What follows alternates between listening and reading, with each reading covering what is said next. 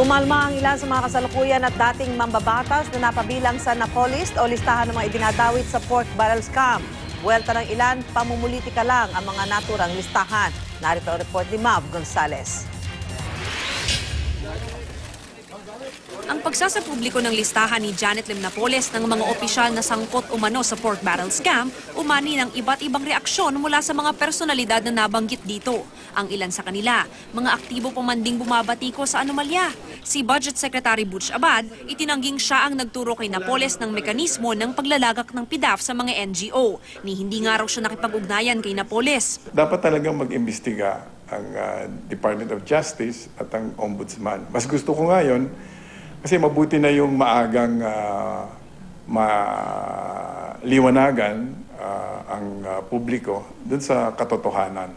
Si Senador Coco Pimentel, nasasaktan daw na nadadawit ang kanyang pangalan. I've met with her in May of 2012 at humingi nga ng project sa PDAF at tinanggihan ko. O kaya nga if ever may so-called Napoles list, it's bad faith on her part to include me there kasi ang tanong ko, pagkatapos ng May 2012, ano ang aksyon ko? Si Senador J.V. Ejercito, itinangging kilala niya si Napoles. Para kay dating Senador Manny Villar, pamumulitika lang ang pagkakasama sa kanyang pangalan. Wala raw siyang personal o opisyal na transaksyon kay Napoles at sa kanyang mga peking NGO.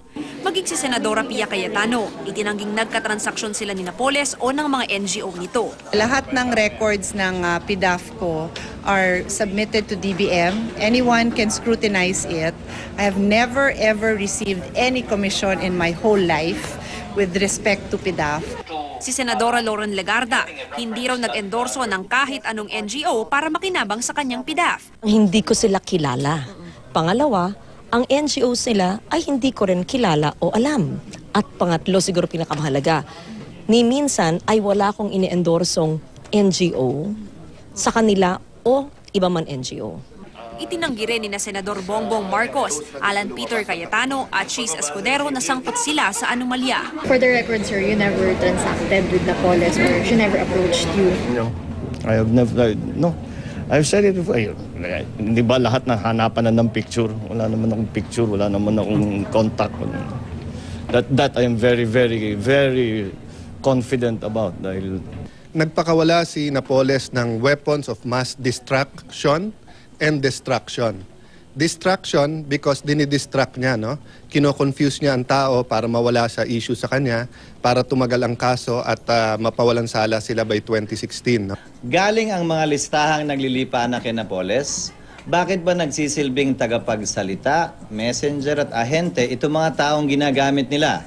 Sana wag magpadala, magpagamit ang mga taong ito para magulo, mamadel at malihis ang issue palayo dito kay Napoles. Dahil sa dulo, galing pa rin ito kay Napoles. Si Senadora Miriam Defensor Santiago, bukod sa pagtangging nakipagtransaksyon siya kay Napoles, bumuwelta kay Rehabilitation Czar Panfilo Lacson na isa sa may hawak ng listahan. Muling giit ni Santiago, si Lacson umano ay attack dog ni Senador Juan Ponce Enrile na kaalitan din ng senadora. Sagot naman ni Lacson, sana raw makakuha si Santiago ng kopya ng listahan ng whistleblower na si Ben Herloy ng mga sangkot sa pork barrel scam dahil tiyak daw na ikagugulat niya ito. Ayon naman kay dating Senador June Magsaysay, nais daw muna niyang makita ang detalye ng mga paratang sa kanya. Nagtabi raw siya ng mga dokumento kaugnay ng mga proyektong pinaglagakan ng kanyang PDAF. Sina Enrile, Senador Jinggoy Estrada at Bong Revilla, dati nang itinangging nangomisyon sila mula sa PDAF. Dagdag ngayon ni Estrada. Hindi lang pala kami tatlo lang. Maraming sinasabing di umano, nag-misuse ng kanilang pork barrel. Bakit tatlo lang kami? Kukulong nila kami. Di kulong na kami lahat. Kung meron warrant, I will surrender myself. Kabilang sa iba pang tumangging sangkot sila sa pork barrel scam, sina Oriental Mindoro Representative Ray Umali, Pampanga Representative Oscar Rodriguez, Agriculture Secretary Proceso Alcala at Assistant Secretary Alan Umali.